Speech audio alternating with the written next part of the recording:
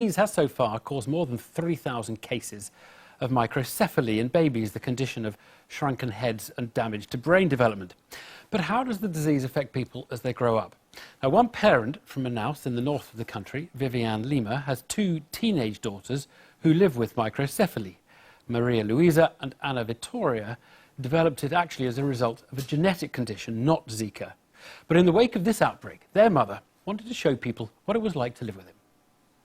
Os primeiros momentos depois que ela nasceu foi aprendizado. Um monte de médico olhando para ver se ela ia sugar, se ela não ia sugar, a cada mexida de mão, a cada piscar de olhos.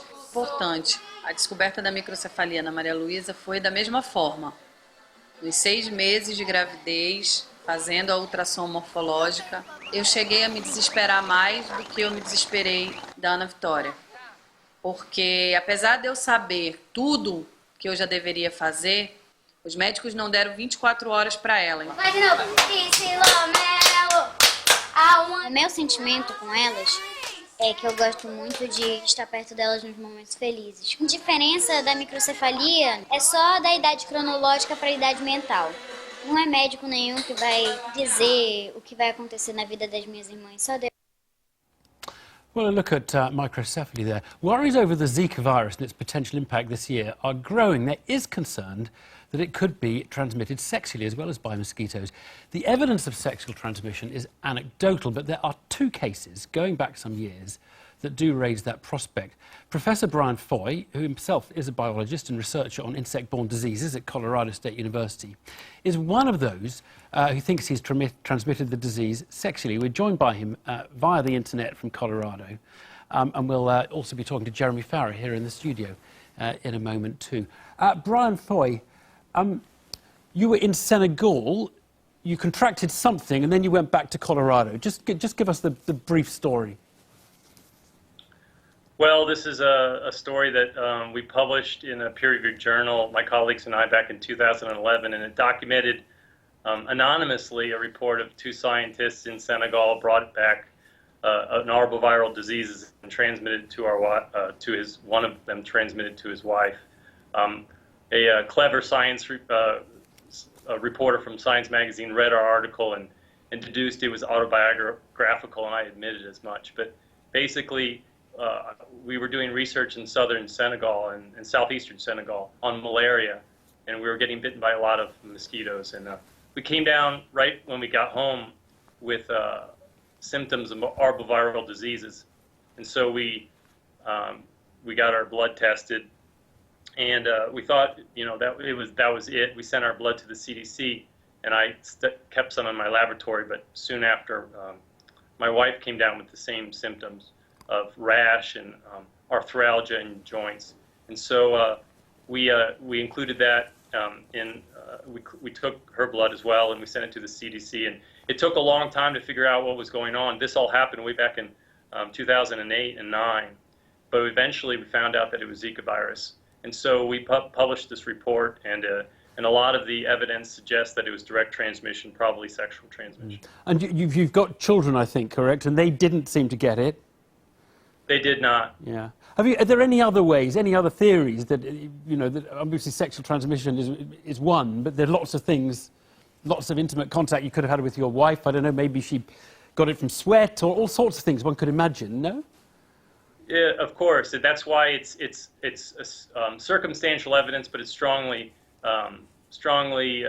it suggests sexual transmission. There was other things. There was hematospermia, and none of my children got it, and of course I was wrestling and playing with them as soon as I got home as well. So we kind of deduced from all the lines of reasoning that it was probably sexual transmission.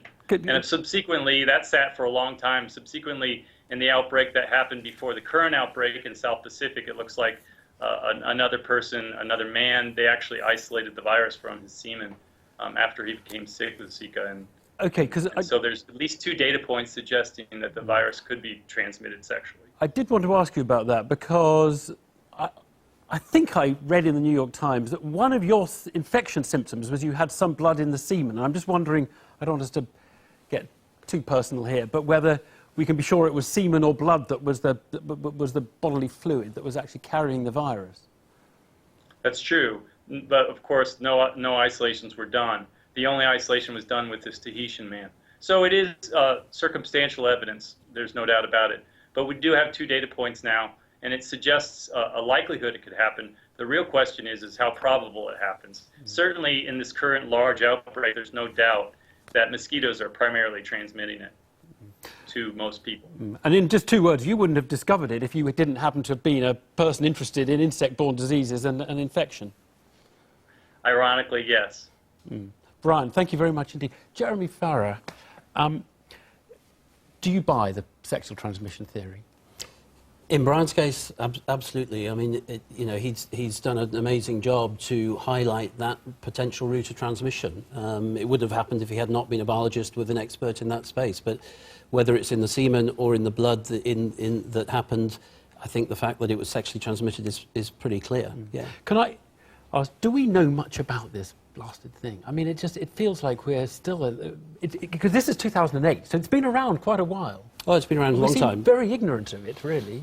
Been around since 1947, I think, off the top of my head. And it's caused outbreaks. It's caused outbreaks in the Pacific Ocean, in Africa, in Asia, and of course now in South America. But what's changed is just the scale of this outbreak. I mean, we've seen an outbreak in Brazil. We think there's probably 1.5 to 2.5 million people infected. We've seen it spreading through South America into Central America.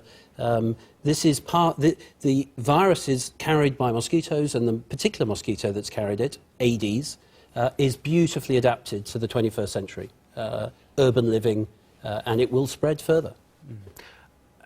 If it is sexually transmitted as well, that's awful, isn't it? I mean, that's going to particularly affect the group who are most vulnerable to need to protect themselves most, which are women of childbearing age or who are likely to be pregnant. Yes, and the critical point is how common is the sexual transmission. Right. I mean, we've got billions of mosquitoes which are beautifully able to transmit this infection, and I think that's where the focus has got to be. But as we learn more about this infection and we learn that sexual transmission is potential, then we should be humble and accept that we don't know that much about Zika, and it's critical that that research is done. So we learn how it's transmitted, and we learn how it causes this dreadful microcephaly in children. Now, the word vaccine comes into one. This is a viral disease. Is it something they're going to be able to knock up in a year, or have they been looking at it for years and said this one's a real tough nut to crack? Or? No, we're a long way behind. So if you compare, let's compare to, for instance, Ebola.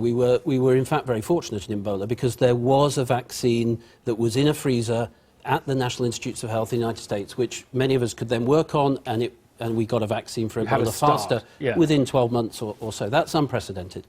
We are not at that stage with Zika. We don't have a vaccine, potential vaccine, in somebody's laboratory or freezer or in a company that we could take it through in a year. We're not going to have a vaccine for this in the next 12 months. We're just really having to start from scratch, basically.